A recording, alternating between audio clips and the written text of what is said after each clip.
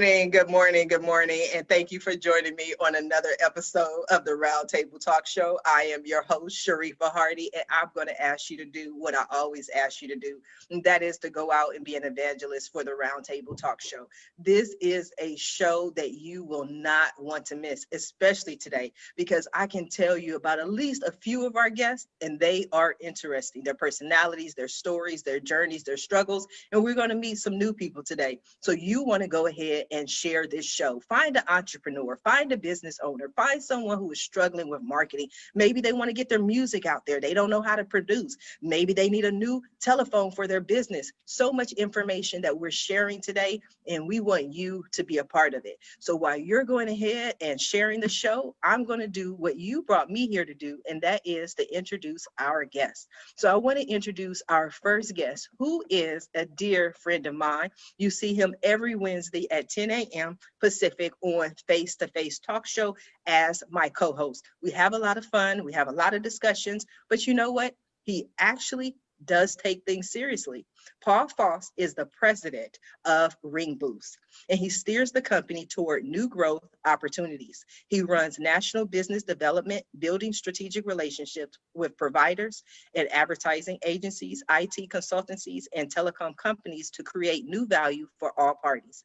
Paul oversees the sales and marketing functions, working with clients of all sizes to find memorable numbers that will be game-changing for their business. Good morning, Paul. How are you?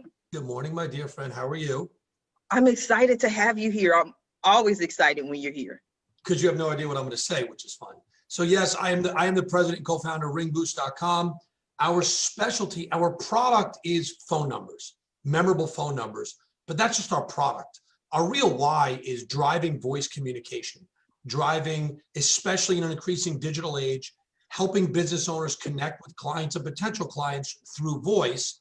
And the way we do that is helping them get a number that stands out, that is more memorable than 7 random digits. Business owners, all the time, they pick their name, their domain, their logo. I will bet you Claudia had somebody design that background behind her. Sanj picked the color red on the wall. And then we let some phone company hand us 7 random digits. And I think that's crazy. I think picking a number that resonates with you, that's memorable, that stands out, is an important part of communication, helps drive more calls. And this is the last time I will go over 30 seconds. I went 1 minute and 14. So I will not make any comments over 30 seconds after that. Thank you for having me. You got jokes, Paul. You got jokes live on the air. That is wonderful. Why is it important for you to be on the Roundtable Talk Show?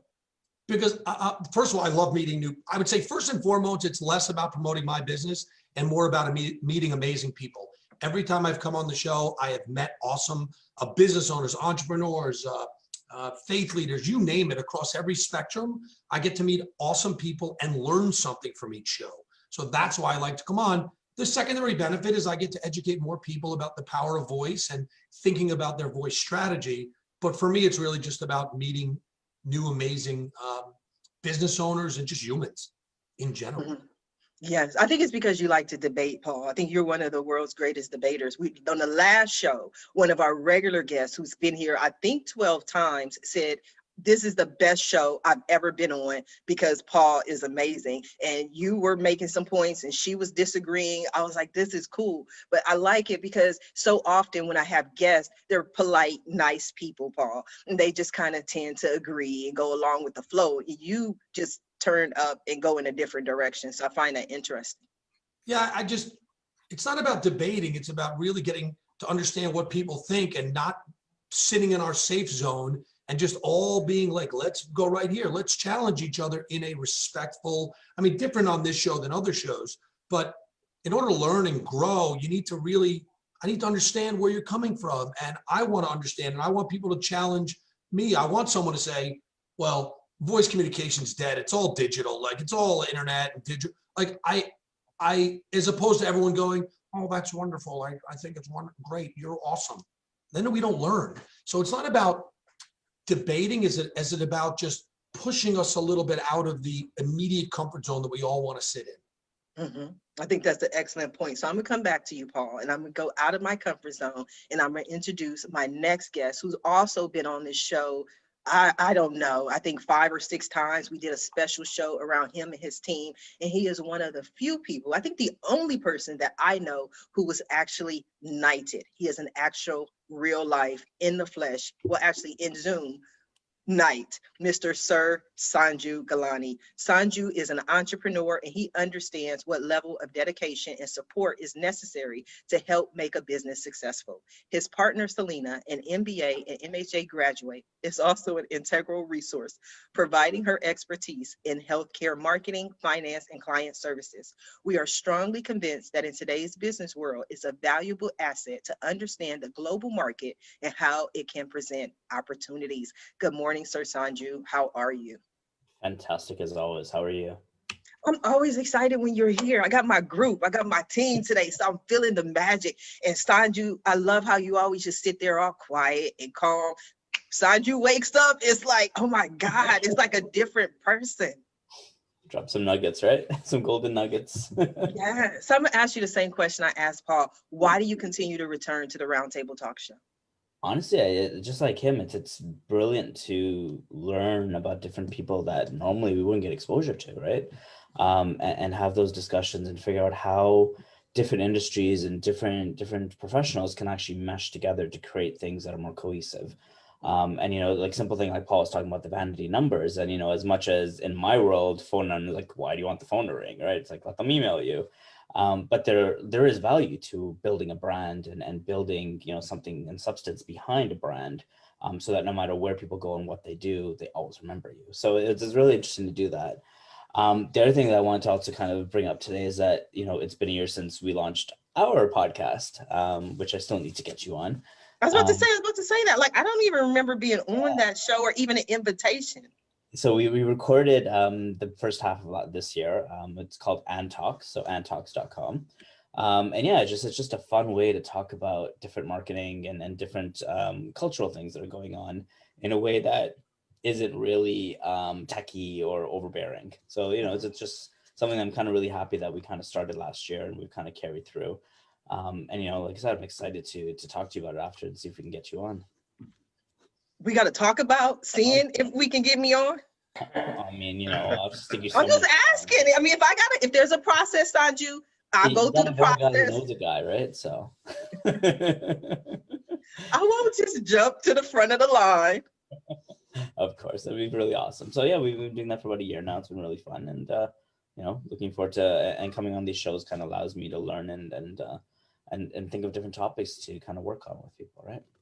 Right.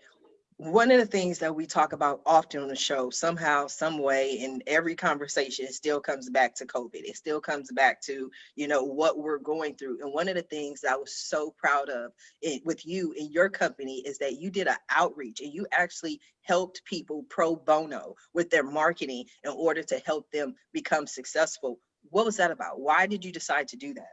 So I've personally always appreciated the fact that at some point in my life, somebody gave me a chance, right? I mean, this all didn't come together just because I rolled out of bed and said, all right, let's do it.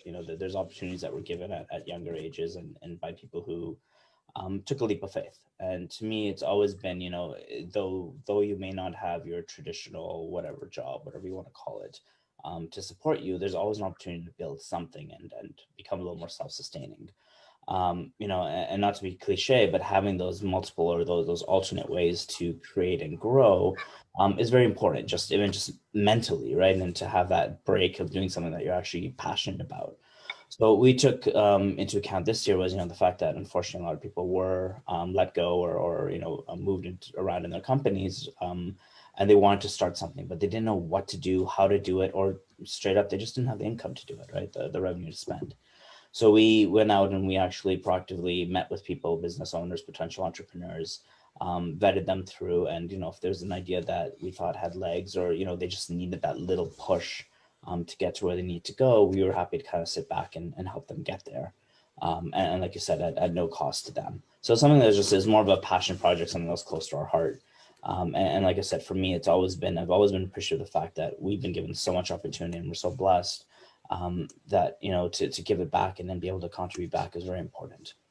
Oh, I agree. When you talk about, I'm going to come back to you, Sir Sanju, but when you speak about being blessed and give it back and that kind of thing, I'm gonna have to blow my horn for a little bit and toot my own horn, because people talk about how much I do and how much I give back and how much I help entrepreneurs, but I do that because there were people who poured into me. There were people who blessed me. There were 100%. friends that helped me. And I want to introduce one of the people who was one of the first people about 12 years ago who opened doors for me. He opened doors for me in entertainment. He opened doors for me in Hollywood. He was the person who helped me get one of my largest interviews with Miss Great Patti LaBelle. He's doing so much. He's an amazing man. And he's so humble. His bio is not going to tell you half of the things that this gentleman has done. We started a show years ago in 2010 today called 2010, 10 years ago, called Coffee Break with Eric Seats and Sharifah Hardy. And we're going to announce that we have a new show coming up starting January 7th called Love, Harmony, and Happiness with Eric Seats and Sharifah Hardy. So we're going to discuss the one topic that I've left alone, which is love. But I want to introduce what he has on his bio and what he says, Mr. Eric Seats, who is a native of Indianapolis, Indiana. He is a two-time Grammy Award-winning producer and drummer to the stars. He has been playing the drums since the age of 3. In 1997, Eric and Rapture Stewart established Key Beats Inc. and were noticed by Timbaland for their production skills. They were then signed to a deal with Warner Chappell. Good morning, Eric. How are you? I am well, thank you. How are you? I'm excited to have you here. I'm excited to be here on this platform. I'm already super excited about what's going on. I like meeting new people and like-minded individuals in progression. And so it's an honor to be here to meet everybody else as well. Yes. So we go way back. You opened so many doors for me. But not just for me. When we met, you were focused on the next great drummer, where you were creating opportunities for children. You were giving them a skill, teaching them how to become drummers like yourself. Correct.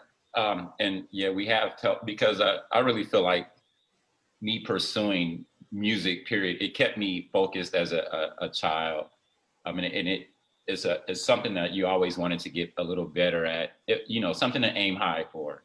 But under that umbrella of music as a whole, start venturing out into different subsidiaries and things of that nature to monetize and as well as just provide outlets for maybe a source that I was once provided. It's important to make sure that happens again to someone else.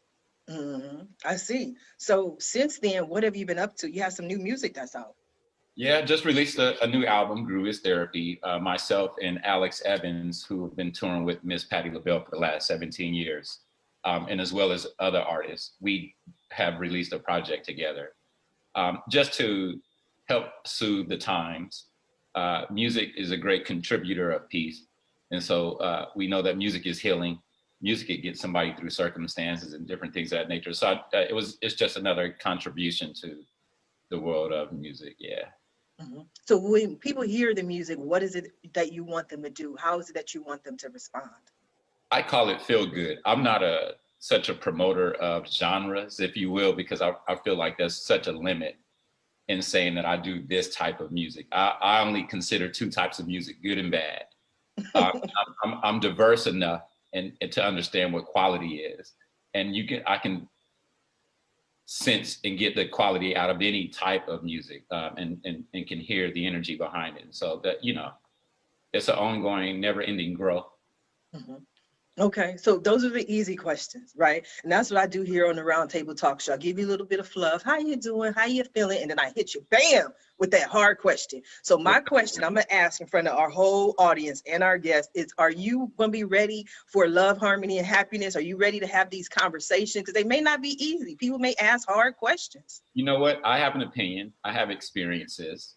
And no one can take that from me. So yes, I am ready. And I'm excited. I'm excited about it. Can't wait. Why are you so excited? Well, I have concerns and questions too. Just, and it's open and it's round table. So that means engagement. And like Paul said earlier, learning, being able to learn something else. I'm open and optimistic enough to receive something that I may not know about, but I know, like I said, I do have something to contribute as well. Okay. What kind of questions you have? I'm just curious. Can I get one? Like just one? You put me on this. I don't know. Give me time. Can I come back in about 40 minutes and ask to see if you came up with a question? How about we save that for the show? No, I want to. No, okay, we're gonna save that for the show. I'm just trying to get a response. See if I can get you to come out. He's like, no, tune in on that show. I'm gonna come back with you, Eric. I'm gonna go ahead and introduce our next guest, Mr. Ari Baum. Ari Baum is a certified financial planner and CEO of Endurance Wealth Partners. For over 23 years, he has been working with people who are passionate about life and want to gain clarity around their money. Ari works closely with his clients on a broad range of financial services, planning from estate and retirement planning strategies to lending solutions. Good morning, Ari. How are you? Hey, I'm doing great. How you doing today? I'm excited. You ready to be on this panel? Because I don't know what's about to happen. I'm born ready. Tell us a little bit about yourself, Ari, who you are and what you do. All right, so I am a family man, a sports enthusiast, as you can tell from this lovely piece of machinery behind me, as well as the CEO of Endurance Wealth Partners. You know, you said it so beautifully before. We work with people that are passionate about life and want to gain clarity around their money. It's been our experience that most people tend to think of their finances, put it in a little shoebox and shove it in the closet because see no evil, hear no evil. So what we do is we walk into the room, we take that shoebox out of the closet, we take all those questions, the uncertainties and the fears, and we convert it into an actionable plan. So that way you can embrace life, not be afraid of your finances, and go out and be passionate. Mm-hmm. Two things. Number one, I like the whole sports, and you referenced what I would call, let me tell you what I would call that. That is what I would call a clothes hanger. That's what I would call it. Because after sitting there for a while, I just be like, let me just put this on there because I'm not about to ride this bike. So I love the fact that you have the activity. But do you feel that people are truly afraid of finances? Maybe they don't understand it. So what I found is, to our educational system's fault, you know, it's not that people are incapable of understanding or embracing it. It is a lack of education for the most part, and we tend to fear things we don't understand. And what I found is that obviously there's a direct correlation for the way you live your life and the way you manage your finances. You know, when we think of, you know, the elephant in the room, such as retirement, you know, I always tell people, if you don't put this money away for you, no one else will. You know, we're not as good looking as Paul, or we're not nice that we're gonna, yeah, I got you covered. That, you know, we're gonna have someone just come in and please don't encourage him. I just have to say, not encourage Paul. I want his head to grow and fill up the entire screen, you know. But what I found is, you know, and I use sports as an example. You know, my passion outside of finances, I love doing triathlons and marathons. And as you can tell from this magnificent specimen sitting before you, I am clearly not built or have the genetics of an athlete. And I have a funny story I could share with you later about that. But what I found is through having a focused training plan and having good habits and consistency can lead to amazing results. You know, that's led me to Boston, the Boston Marathon on several occasions. It's led me to the Ironman 70.3 World Championships on 2 occasions. And again, I am not a 6'2", 200 pounds of pure muscle that is doing this. I am just a person that recognized in finance and in life that a little elbow grease and a little consistency goes a long way to achieving goals. Okay, I like that. I have some questions for you, but I want to go ahead and introduce our next guest who has been sitting so patiently, Ms. Claudia Miller. Claudia is a business owner, a career coach, and speaker who helps driven professionals advance in their careers while getting $15,000 to $50,000 salary increases even during COVID. Due to her success, she's been featured in Business Insider, Forbes, and WGN, and was named one of the top 23 most innovative career coaches of 2020 by Business Insider. Good morning, Claudia. How are you? Morning, Sharifah. I'm doing great. How are you? I'm fine. Are you ready for this show? I always have all the women and then a guy. right? Today I have all the guys and a lady. So I'm like, how is this gonna go? Exactly. We gotta take care of each other. Yes, I'm with you. I'm with you. Tell us about yourself, Claudia. Yeah, so as you mentioned, I'm a career coach and I help driven professionals accelerate in their careers. Like many other professionals, very ambitious, but I know that there are faster and easier ways to move up the career ladder. And it doesn't mean that you're cutting corners or that you're half-assing when you're doing at work.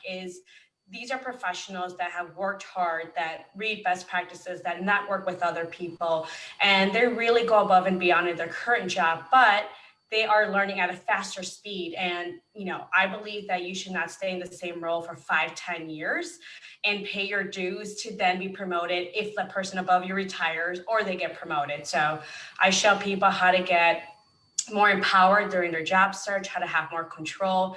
And alongside of that is, how do you stand out from the competition? How do you cut through the noise? And how can you get those $50,000, $60,000 in salary increases? So this is something that I'm very passionate about. I love it. And, like I said, I make it easy and actionable for people to get those results, whether they come from humble beginnings, don't have a Ivy League degree, or don't have the connections. It's all possible. Okay, that's interesting. So your focus is more on employees, helping them to remain employed, but earn more money. Is that correct? Correct. And I also work with other business owners where maybe they started their business and for whatever reason, they want to jump back into the corporate, or they'll say, I've done a great job managing my own business, but now I'm interested in going to work for Netflix or, Disney or whatever that may be. And they're trying to pivot back into the corporate world. So I help them, how to communicate those skills through like the resumes, through the interview, but still be able to showcase that you can still learn and that you can still be molded. Because one of the things that most entrepreneurs are scared of is, I ran my business for 10, 15 years and I've done really great accomplishments. I feel that my manager's going to feel threatened with all my accomplishments. Like I'm either going to be overqualified or they're just going to not give me the opportunity. So there's like different strategies to be able to do that. Okay, that I might have to take a look at my resume. Might have to go get me a day job. I don't know who's hiring. I tried to get a job at Ring Boost, but they were like, "We are not hiring you." There's No. definitely other industries that are hiring and they're thriving with everything happening around us. Okay, we need a list because I'm gonna start looking for a job today after I finish this. No, I'm just kidding. I'm just totally kidding. But what are some of the industries? So like right now it would be like fintech, as well as a lot of technology, artificial intelligence. Like one of the companies is NVIDIA, I would say, Slack, and because there's a lot of communication, Microsoft Teams, everyone has gone virtual now, that you need a platform that you can communicate and, collaborate with projects. So Zoom as well are those companies that are thriving right now where it's needed. And now a lot of companies are pivoting more towards the whole work from home culture. They've seen the benefits. They saw how the impact was because they weren't ready for it, especially those companies that are very archaic or maybe old school minded that say, I need you to come into the office, even though there's no need for you to be here. And now they kind of had that rough reality, kind of said that you need to figure out how to work from home in the next 2 to 3 days because we're going to shut down, your business is going to go out of business. So I'll think of those platforms and technology that people now have to leverage and use every day. Are those companies that are thriving? Grocery stores, Instacart are all really great companies to look at. Yes. Sanju, you made quite a few changes during this pandemic to allow your company to thrive, and the majority of your employees, if not all, work virtually, correct? So it's kind of funny. When I started the company, that was the model: is everyone go work from home, go work from wherever you want, as long as the whole premise was, I don't care where you work, when you work, just get it done on time. So if something is due at noon, it better be in my inbox at 11:58, kind of thing. Then people started wanting to come into a space for the social aspect. So we got an office and said, all right, come on in if you want. Again, you don't have to. But I think it's been kind of, I don't want to say nice, but it's been nice to go back to the roots of the premise of how we started, which is go work wherever you're comfortable, work however you're comfortable, and get people back into that zone, because I think it really helps them balance, right? Like to tie a graphic designer down to a desk from 9 to 5 and expect them to perform when they're creative at 2 a.m, it's not going to work. right? So giving them that flexibility to wake up at 2 o'clock, go, and, you know, actually go ahead and execute on what they're doing, but then sleep till noon, it's more beneficial for my clients, right? And it's beneficial for us because we get them into a zone where they're happy and they're productive, right? So if retention goes up, everything goes up, right? And it's a brilliant, well, if I may say so myself, it's a brilliant It's model. brilliant. Right? No, I like that, but I'm not, you know, I got to look at the flip side of that coin. When you say, you know, people can work from anywhere, the retention goes up. What about people who just simply say, this graphic designer cannot work at 2 p.m. He only works at 2 a.m. Why not get another graphic designer who's a 9 a.m. kind of person as opposed to the 2 a.m. graphic designer? So that's great because we actually do balance it. So we kind of have both. We have the guys that we know are more creative at odd hours, and we have the guys that want to work that 9 to 5 hours. The key with our company is that all of us are available 24/7. So if you call us on Saturday afternoon because you forgot something for a Monday morning conference, it gets done. If you call us because there's a spelling mistake on something that you put out there, we fix it for you. Like it's one of those give and take relationships where, you know, we like to believe that everyone, you know, we're all adults, right? And then at the end of the day, we should be able to manage it, right? Are we? Are we? I mean, except for Paul, sometimes from what I've seen so far. Generally speaking, you know, we would like to trust that that people are able to manage their own schedules, and yeah, it helps, right? Because then it helps the mothers, it helps the, you know, the families, it helps the young guys who want to party all night Sunday and not come in till 2 in the afternoon on Monday. Yeah, excellent point. Ari, go ahead, Paul. I think it's funny that, you know, we all are trying to justify how we're working now. Like, who the heck said that 9 to 5 in an office is the right thing?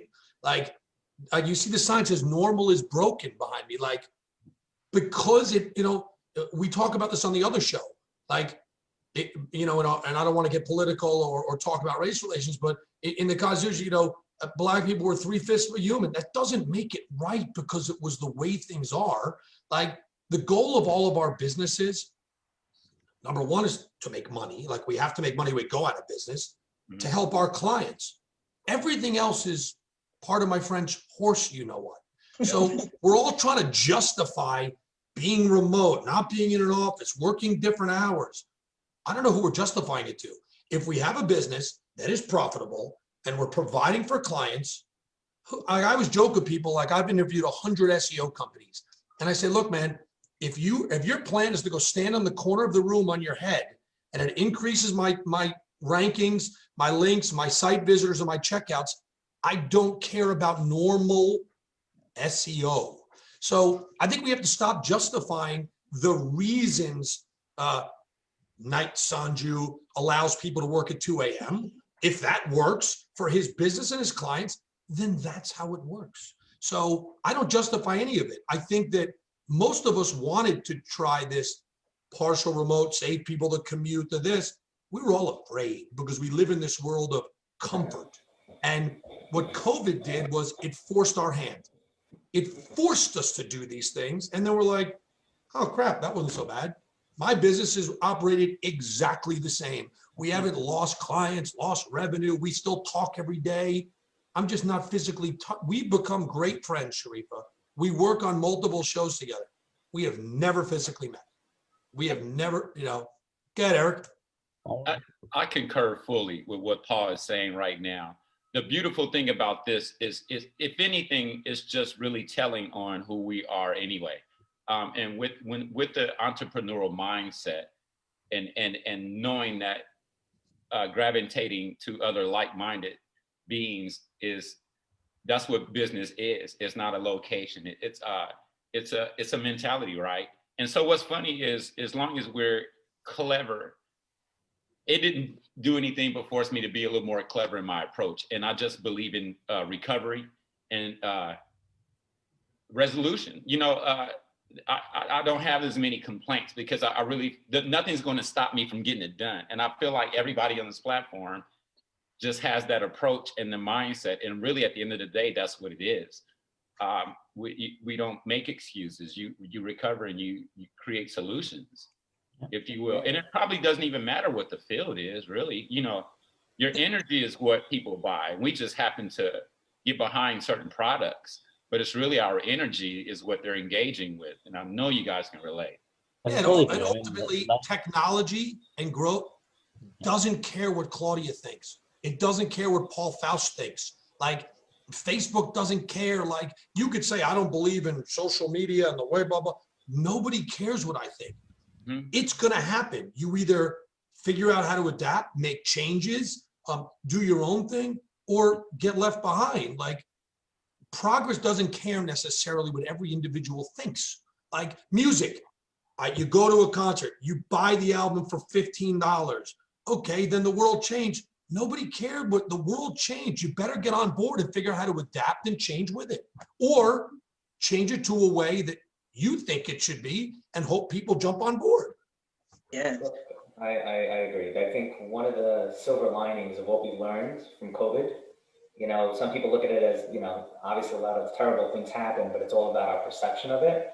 You know, there's a term that gets thrown around, socially distant.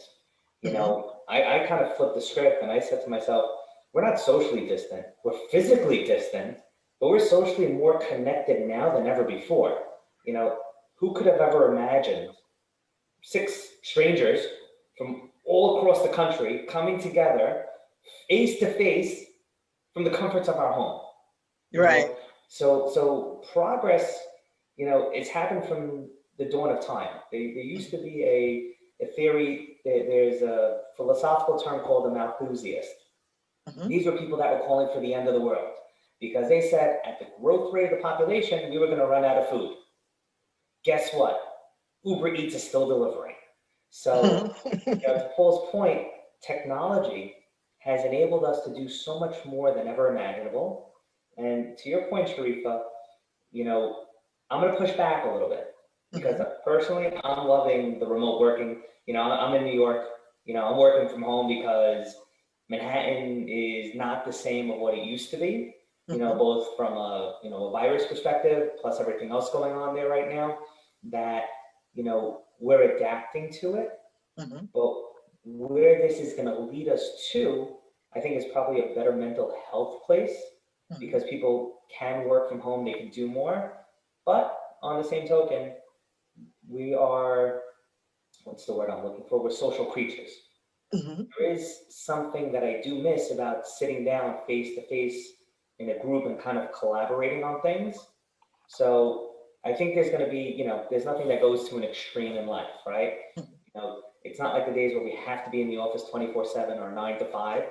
Like Sir Ganji was, you know, was alluding to. You have people that work differently. I think we can include more people into this larger network. Maybe you have some in-office interaction, maybe some virtual interaction, and we're going to kind of end up somewhere in the middle, I hope. Yes, let's see. Claudia, join the conversation. The guys are talking today. What are your thoughts? Yeah, no, definitely. I agree.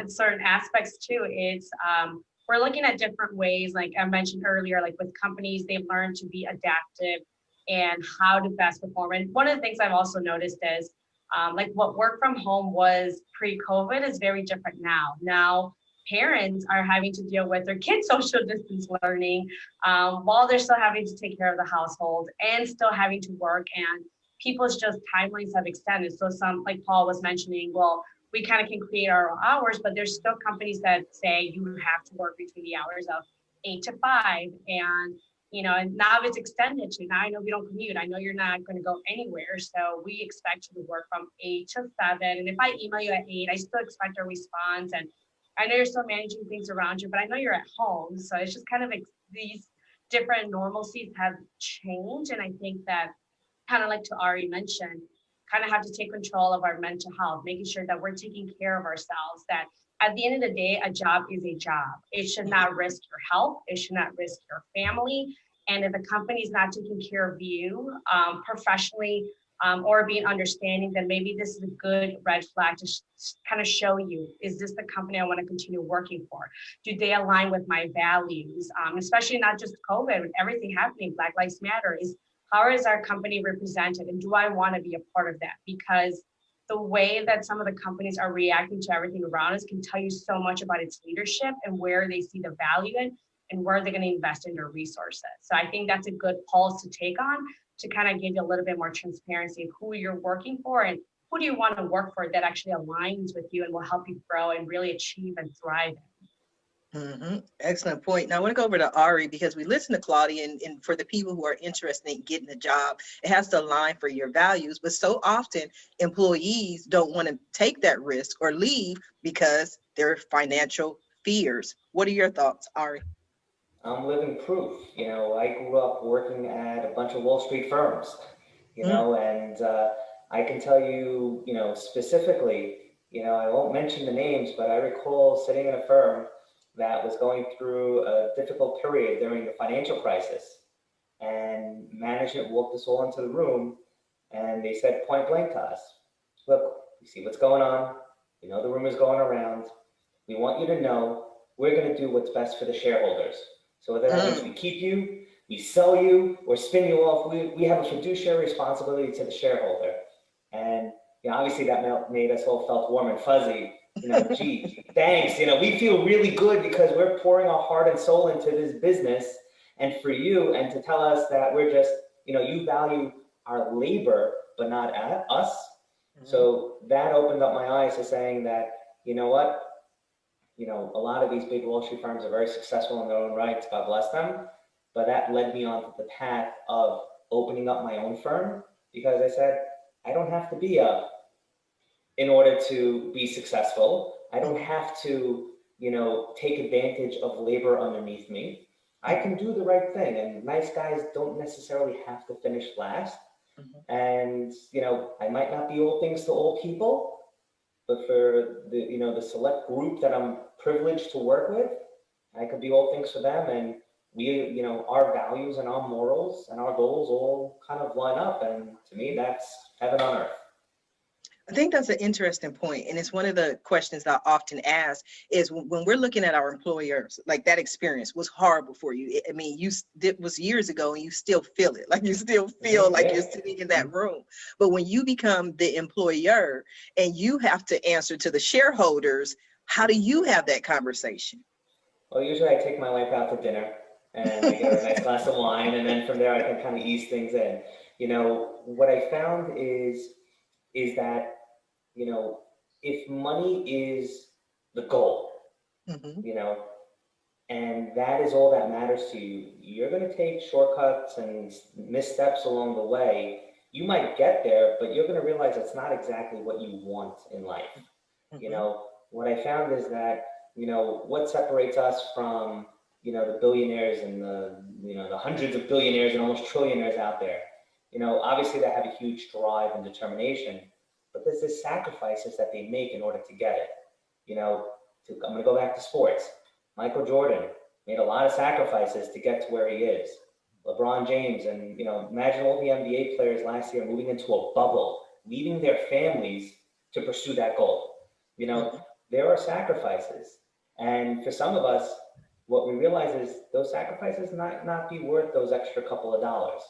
So if it means, you know, I'm going to go to Eric, you're pursuing a passion, you know, of music, and I would say you're fortunate and blessed to be able to monetize that, you know. What's so funny is people only see the finales a lot of time. And like you were saying, well, a lot of times we never do the research to see how one got there. But I'm a documentary head. I like to really go do, because I like facts, factual information. And I'll pull up information from people that are in positions that I admire. And one thing that I do understand, because it's just not all music, and the cliche that I've learned and gravitated to a while ago is not to put all those eggs in one basket, if you will. And so what's funny is people see me as a musician, but they don't know that I worked at the Honda dealer. They don't know about Scott Robinson. They don't know about the insurance business that I was in, or real estate. They know what's shiny, and shiny is music. It gets more attention. But all of those employers that I've had, and all of the information and knowledge that I've gained from those other sources of income, I've learned to apply that into my own thing. So nothing was in vain, pretty much. And I have no regrets. Even the gardening service that I owned in college, there's something about that, and all of those tools and information that I gained. It's just like, and even our bad experiences with certain employers, I guess we need to just end up becoming the change that we need to see. And that's not just talk, because talk is cheap and seeing is believing. So, and that will tell on us and our success, what we've invested in a time, because nothing happens just like that. We're successful because you've earned it in some way, shape, or form and invested. And that a lot of times is time and not so much the money, you know. But that time and that passion is very much so vital as well.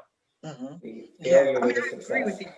I agree with you. And you're one of the people I've watched that along the way. You know, we've been friends for some time. And I personally saw when you were doing the whole Dancing with the Stars circuit, all of a sudden you had a whole bunch of new friends and a whole bunch of new comments, because again, Dancing with the Stars, you're out there, celebrities, public, people want to know who Eric Seats are, but who Eric Seats is. But when it's other times and it calms down, it's like, where are these same people, but they're attracted to the shiny.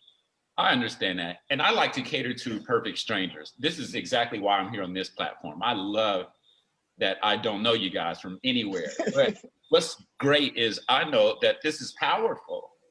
And success to me is to be able to get my product to a perfect stranger, not so much a relative. I mean, we get the sympathy vote. That's almost a given ratio to the equation. But success to me means reaching somebody that had no idea where I'm coming from, and now they're a believer. I meet a lot. I'm in Ubers a lot, and every time I'm in one, they get this, because I'm my best billboard, and I will always be my biggest voice. And I understand that. And I just, you know,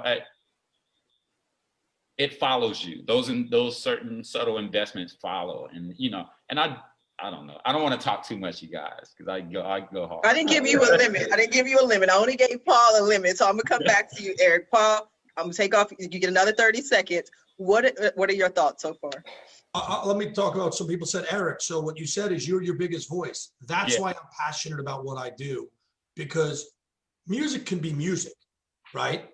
Anyway, a lot of people can make music, but your voice is what matters. Your differentiator is what matters. And that's why I'm so passionate about voice communication and building voice, because going back to what Ari said, if you're not building yourself and your voice and who you are, then Ari, you're just a commodity.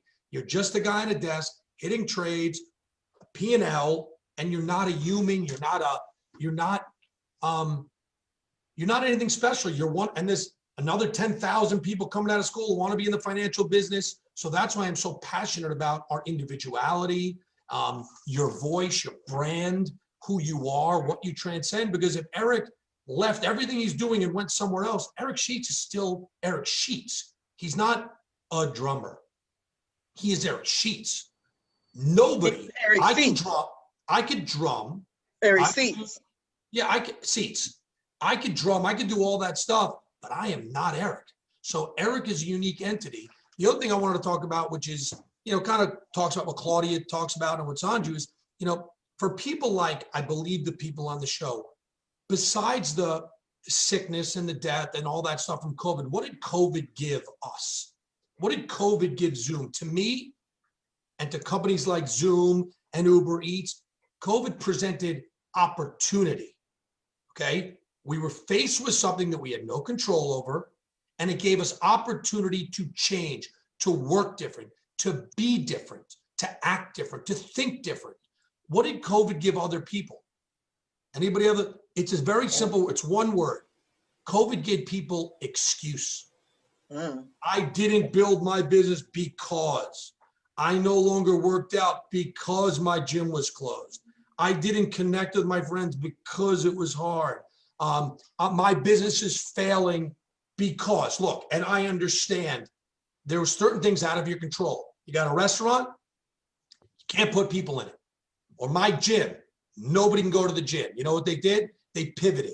Online classes every day with the same trainers. They got you in, they offer nutrition counseling. So what these things give us, which there's going to be another thing tomorrow, there's going to be another one the next day. You have a choice. All right. Look for opportunity, look for change, get out of your comfort zone, figure things out, or use excuses. Oh, I can't, not my fault. blah, blah, I'm going to blah. sum that up. I'm going to sum that up for you in something that I learned a long time ago. Go. And I say this to my kids all the time, and one day they're going to appreciate it. You can have excuses, you can have results, you can't have both. Mm-hmm. You know? Yep. Yeah. And by the way, Ari, your kids hear it now. They might not admit it. They might not want to believe it. They'll certainly never tell dad, I get it. But my son's in college, got that email from him where he said, all that stuff you've been saying to me for years, I get it now. He was listening, didn't want to admit it. I just think that, you know, you get to choose. Like Eric, Sanju could say something to me. What do I get to choose? I get to choose my reaction. I get to choose my action, and I get to choose my mindset. Everything else is external. I can't decide there's a pandemic. I can't decide that this person won an election or that person won an election. I can decide my actions, my reactions, and my mindset. And once you get that going, nothing else matters. Yeah, Sir Sanju. Fully agree. I mean, it's all choices, right? And it's funny, earlier, Eric, you're talking about, you know, all the opportunities and then the jobs and the things we've been through. And, you know, I never lasted more than 6 months to a year in any given job just because I got bored. Same The here. people that you met and the experiences that you had, I started looking at as, so I started my first company in my teens, and I did the whole corporate thing. And I started looking at my corporate thing as I'm trying to figure out what I don't want to do anymore. And when I started looking at it that way, everything changed because everything became an opportunity, everything became a lesson, and everything set me up to be able to branch out literally a week before I got engaged and say I'm starting my own thing. Mm-hmm. Right. And so it was brilliant. But all these experiences and all these learnings that, again, like you said, Paul, like we don't even listen to our parents, right? We take it in, but we don't admit it. But all these little things that we lay as foundations, one day they accumulate, and it all comes together, right? But the key is to be open to seeing it that way and not getting tied down with the negativity behind it. I have a question for you, Sir Sanju. I'm going to go back to what Ari said. When I asked him about what he was doing in his business, he said he set his wife down, glass of wine. He had this conversation. You mentioned you wanted to do your own thing 1 week prior to getting engaged. What was that conversation like? And did it involve wine? Hey, it involved, well, we're not really wine drinkers. We're kind of go hard to go home people. But I heard that. I heard what you had to say. Vodka or rum? Joyce used to be tequila and I used to be whiskey. So what was that conversation like? So it was interesting because both of us came from very entrepreneurial families, like generations on generations on generations of it. So it wasn't that difficult of a conversation. It was more of making the case or the point that we're at this point in our life where if we don't do it now or we don't at least start it now, it's not going to be where it needs to be eventually. And as much as it's never too late to start, there is a point where if you're going to lay a foundation and plan on starting a family, which is where we were, you kind of get all the grunt work out of the way in the beginning, right? As early as possible to build. So fortunately, I mean, she's the best thing that's ever happened to me. She understands everything because again, she's seen it growing up, right? Her parents own their own business. Her grandparents own their own business. Like it's just generations on generations. None of us have ever, except for me, have actually worked for someone. We've always kind of had our own thing. So, you know, having that support and having the understanding of, you know, oh, it's Saturday, I got to go out and meet this client at 6 p.m, not what the hell are you doing? It's like, okay, cool, go do your thing. And having that has really helped us move forward and made that conversation so much easier and made this lifestyle so much easier, right? And it's been, I'm blessed, truly blessed. Yes. Every time you're on the show, you mention your wife. Every time you do, you know, a part of something, he says she's the mom. Oh, that's so cute. We're going to have Eric. Sir Sanju is coming on Love, Harmony, and Happiness. We bring him and his wife. We're going to be like, how you do it? How you work together, live together, be married. I want to be there. That's where I want to be. If you're looking for one of the most supportive people in the world, you need to meet her. Like it's true. Yeah. Yeah.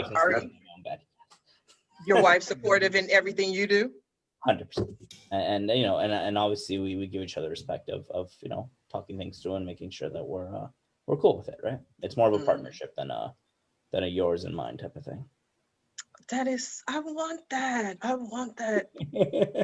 Don't do it, Paul. I saw your face. I'm talking to everyone but Paul. I don't even think my wife knows what I do. I think she thinks I'm like in the CIA or like, I think if you asked her, she'd be like, I really don't know, but the bills get paid and people seem to talk to him.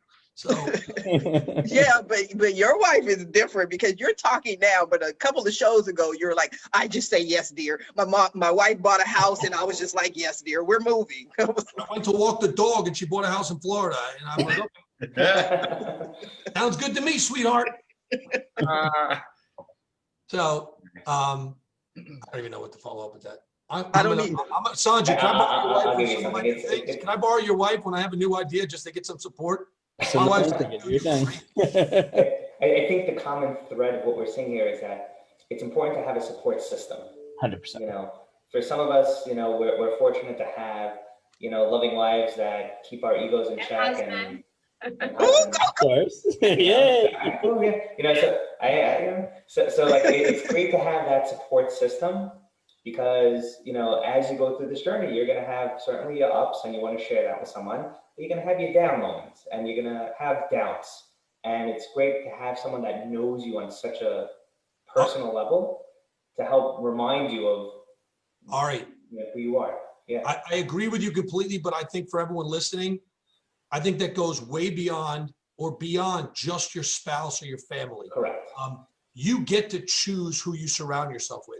If you want to surround yourself with people for vanity purpose, I want to be around Eric because he drums on stage with famous people. Like I want to be around, you know, Sanju. Paul, because Paul was on The Office. I was on like, do you want to surround yourself with people for vanity purpose? By the way, that's okay in certain circles. Hey, you want to look cool, you want to be, get it. You get to choose who your inner circle is. As though, you know, you always hear people say, it's not my line. You know, if you're the smartest person in the room, you're probably in the wrong room. You want people to challenge you. You want to be around good people. But I find too many people complain about their situations. And then I look at who they're with. I'm like, are those real friends? Are those the friends that have you when you're back? Not when you're throwing the party, not when Eric's saying, come to the concert, or Sanju wants to support your business. Do they have you when you got nothing? So choose who you let yourself into the inner circle. You can have a bigger circle of fun people. I got lots of them. I know they're not my friends. Get it? Sorry, man. Go ahead, jump, Eric. I concur, Paul. I'm very protective of my spirit and my energy and who I allow into this space, because the wrong comments coming from somebody that you consider their opinion too much can deter you from your mission. And it could, you know, over time be chiseling, hearing the wrong terminologies and different things like, so I'm very protective of that. So I keep myself around it. And it is possible to end up with people that are in indirect competition with you as well, that may be competing with your gift or your talent. And I've experienced that a lot. Traveling as a musician comes with the trust in that. You have to be a certain person with a certain focus to not lose that touch, but a lot of times it's not trusted. And so it's important to me to protect my spirit so that I can do what I really need to do to be a better person to society as a whole. Yes, I think that is very, you know, and I'm protective of that. You have always been, in the time I've known you, you've been very protective of that. That's why I value our friendship and everything that we've done over the years, because I know how you are and I've seen you with other people, and you're not always that open and that welcome, not rude, you know what I mean? But you protect your energy to your close circle. Now we are coming down to the last few minutes of the show. And what I love to do at the end of every show is just simply allow my guests the opportunity to speak directly to the audience, to everyone who is watching this show live, as well as everyone who is watching it in the archives, and let them know what you want them to take away from your appearance here today. And for once, we're going to start with Claudia. Thanks, Sharifah. So as I mentioned, career coach, and if there's out there professionals or they're looking to go back and jump into corporate, or they have family members or friends being impacted, please, go to my website at claudiatmiller.com. I do offer 30-minute complimentary sessions just so I can get to know you more, understand where you're at, what you're looking for, and then based off of that, if it's a good fit for both of us. So if you need help with, getting that job or moving to that dream company, or, finally getting paid what you're worth and getting those 20, 30 50K salary increases, reach out to me.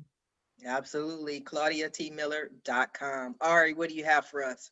Okay, so I got a special for you and your listeners and viewers today. So we do financial planning, investment management, insurance, and lending. We typically take our clients on a discovery process to see if we're the right fit for each other, you know, to earn the right to become that trusted advisor. But there are sometimes people just have a financial question and they're not looking to really engage, you know, in the process of going with a financial planner.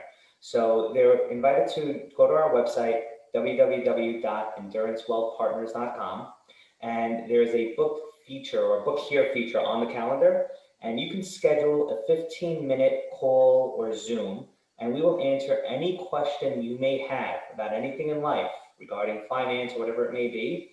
We will not solicit you, we will not charge. You know, we're big believers in karma. If we can help someone somewhere, the universe will come back in spades. So that's our offer to you today. Feel free to call, ask a question, and hopefully it'll set you on the journey to financial independence. That's wonderful. I think I'm gonna need 30 minutes though, but I'm just saying that's just for me, not for everybody. You know, because Claudia gave 30 minutes. I felt like that was kind of fair for me to get 30 minutes from Ari. You could have 30 minutes. You could have 30 minutes. It's fine. Thank you, Ari. And when you mentioned karma, we definitely have to allow Sir Sanju his takeaway.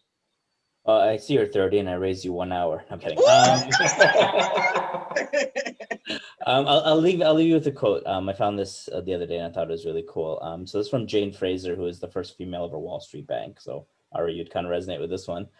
She goes, "You can have it all, but don't expect to have it all at the exact same time." And I think that's very powerful for teaching people balance and understanding that your time will come and your place is there, but you got to put in the work to get there. You know, I encourage you to visit us online, askusforanything.com.